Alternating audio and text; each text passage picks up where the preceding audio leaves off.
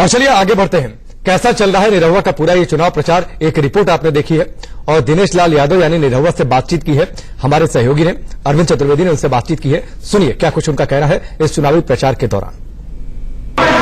भोजपुरी फिल्मों के सुपरस्टार दिनेश लाल यादव उर्फ निरहु आजमगढ़ से अपनी किस्मत आजमा रहे हैं। फिल्मी दुनिया से कैसे आ गए राजनीति में, बहुत बड़ा सवाल है। एकाएक मुख्यमंत्री जी से मुलाकात की और अगले दिन फिर टिकट भी घोषित हो गया। तो आइए हम आपसे बात करते हैं और ये जानने की कोशिश करते हैं कि आखिर राजनीति में कैसे आ गए।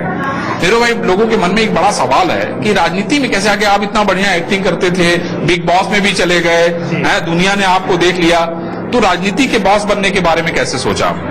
देखिए, ये लोगों का जो सवाल है वो बहुत सही है। कहीं दूर दूर तक ये नहीं था कि मैं राजनीति में आऊंगा।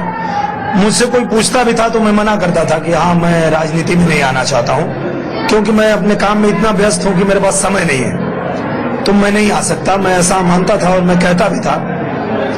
पर जब भी मैं अपने फिल्मों के प्रमोशन में शहर में, गांव में, कहीं भी जाता था, तो मैं एक बात हर बार नोटिस करता था कि जो मेरे दर्शक हैं वो जब मुझसे मिलते हैं थिएटर पे तो फिल्म की बात छोड़ के अपनी समस्याएं मुझसे सुनाने लगते हैं। वो कहने लगते हैं कि मुझे ये प्रॉब्लम है, यहाँ पे ऐसा ये नहीं हो रहा है, वो नहीं हो रहा है। तो उनको ऐसा लगता था कि ये मेरा हीरो है और ये सब ठीक कर देगा। तो मैं एक कलाकार होने के नाते जितना कर सकता था करता भी था। मैं किसी अधिकारी को फोन लगाता था, किसी नेता मंत्री को फोन लगाता था और अवगत कराता था कि ये थोड़ी यहाँ तकलीफें हैं, देख लीजिए सर, थोड़ा कर दीजिए। और लोग करते भी थे, क्योंकि मैं लगभग सभी पार्टियों के लिए प्रचार भी करता था।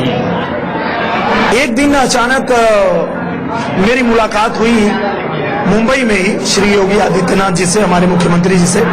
मुझे वहां महाराष्ट्र गौरव का पुरस्कार दिया जा रहा था और मंच पे उन्होंने मुझे देखा और बोले कि आप जो है लखनऊ आइए, आपसे बात करना है। और मैं शूटिंग करने गया मथुरा, तो मुझे लगा कि मथुरा से नजदीक है, मैं मिल लेता हूं। और मैं पहुंच गया बाबा से मिलने और मैं जैसे ही मिला, उनका पहला वर्ड था कि आप चुनाव लड़ेंगे। तो मैं बोला, मैं कहां से लड़ूंगा, मुझे मैं जानता नहीं हूं कुछ। बोले नहीं, जानने की और कुछ करने की जरूरत नहीं है, मैं आपको जानता हूं और आप अच्छे कलाकार हैं। आप कला के माध्यम से लोगों का अच्छा मनोरंजन करते हैं, उनका सहयोग भी करते हैं। पर आप एक कलाकार ही रहते हुए बहुत ज्यादा उनका सहयोग नहीं कर पाएंगे। अगर आप चाहते हैं कि उनका आप बहुत सहयोग कर सकें, उनके लिए बहुत कुछ कर सकें, उनकी समस्याएं सुलझा सके, तो आपको राजनीति में आना होगा। और आप सोचिए मत। उन्होंने मुझसे पूछा नहीं कि आप आएंगे क्या, उन्होंने कहा आप सोचिए मत, आपको लड़ना है चुनाव। तो मैंने कहा जब आपने कह दिया बाबा तो ठीक है, चलिए, और मैं तैयार हो गया। दिनेश भाई, मुझे ये बताइए कि आजमगढ़ के बारे में जब आपने सुना, क्योंकि अखिलेश यादव ने आजमगढ़ लड़ने की घोषणा कर दी थी जी, आपको मुख्यमंत्री जी ने ज्वाइन करा दिया और इतनी बड़ी जिम्मेदारी दे दी, क्योंकि भाई कहा जाता है कि भाई मुलायम सिंह यादव यादवों के नेता थे, हैं, अब उन्होंने अपने बेटे के लिए सीट छोड़ दी, वो मैनपुरी चले गए हैं। तो जो अभी तक वंशवाद चल रहा था, एक यादव के बाद दूसरा यादव, दूसरे के बाद तीसरा यादव, तो आपको क्या लगता है कि आपको जब आजमगढ़ सीट के बारे में बताया गया तो आपके मन में क्या विचार आया? मेरे मन में यही विचार आया कि निश्चित रूप से ईश्वर ने कुछ सोचा होगा और हर किसी का जन्म जो है दुनिया में कुछ न कुछ खास कारण से ही होता है। मुझे लगा कि ये ईश्वर की सब लिखी हुई चीजें हैं। वो पता नहीं कब मुझे किसान से गायक बना देते हैं, गायक से मुझे नायक बना देते हैं, और आज ईश्वर ने मेरे लिए लिखा है कि अब मुझे राजनेता बनना है, तो मैं राजनीति में आ गया।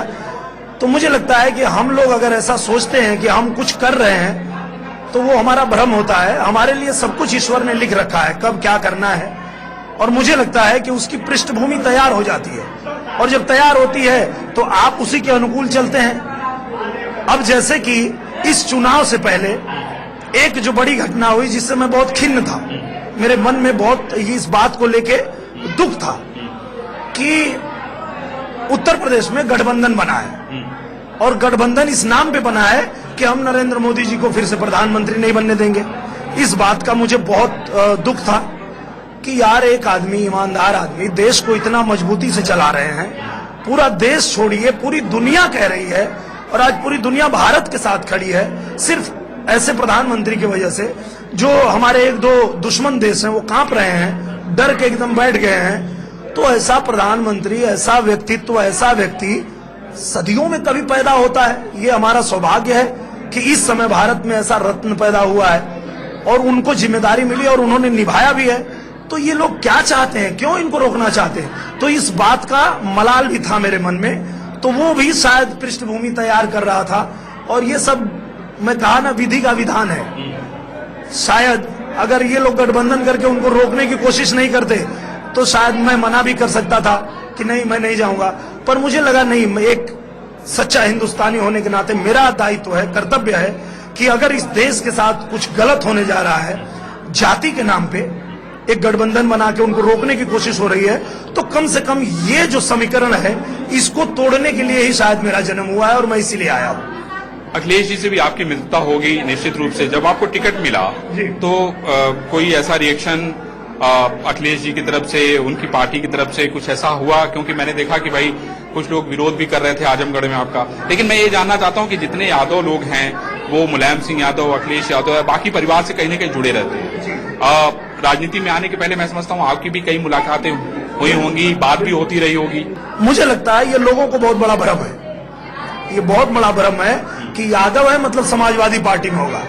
ऐसा होता नहीं है, क्योंकि आप अगर देखें पूरे देश में यादवों की बहुत बड़ी संख्या है, बहुत बड़े लोग, और ये लोग देश में, देश के निर्माण में अपना बहुत बड़ा योगदान देते हैं, चाहे वो सेना में हो, चाहे किसी भी क्षेत्र में जाइए।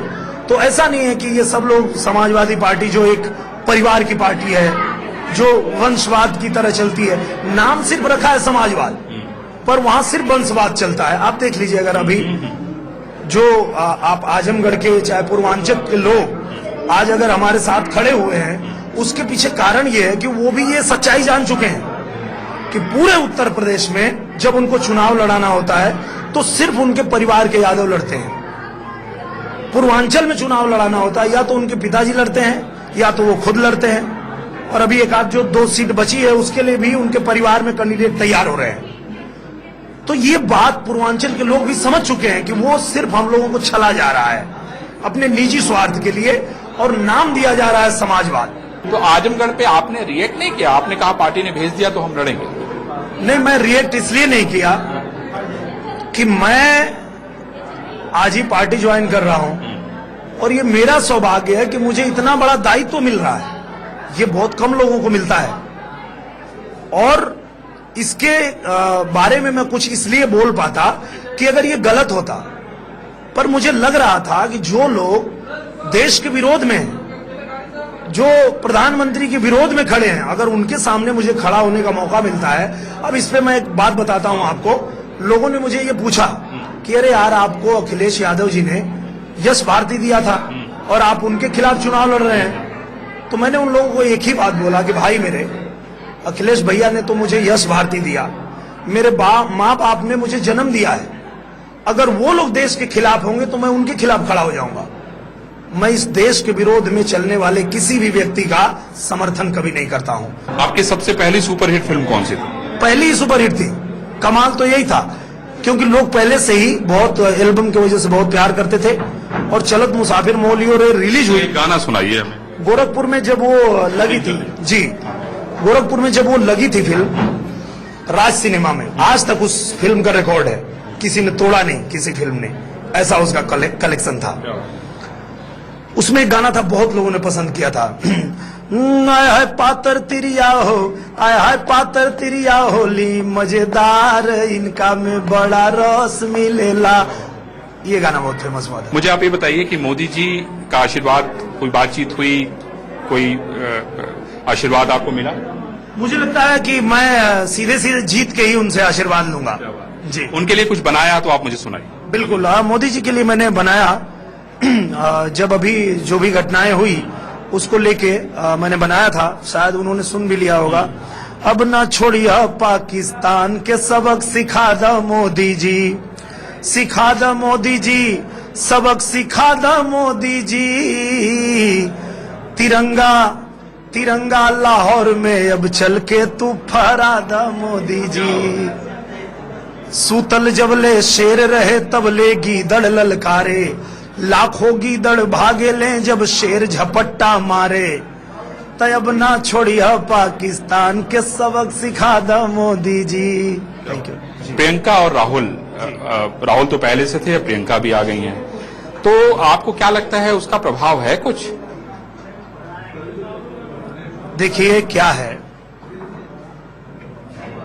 पिछले आजादी से लेके 2014 तक ये पूरा देश देखा है, पूरे देश ने जाना है कि किस तरह का राज चला, किस तरह का शासन चला। एक आध बार बीच में मौका मिला था भारतीय जनता पार्टी को, वो भी लोगों ने देखा कि किस तरह से जो है काम हुआ। तो मुझे लगता है कि ये जो पूरा देश है वो उनको सिरे से नकार चुका है। वो लाख कोशिश कर लें, लाख वो प्रपंच बना ले, कुछ भी दावे कर ले, पर ये देश समझ चुका है अब ये देश सिर्फ और सिर्फ नरेंद्र मोदी जी को चाहता है। तो ये आपने वक्त यहाँ पर ब्रेक का, चलो वापस लौटते हैं।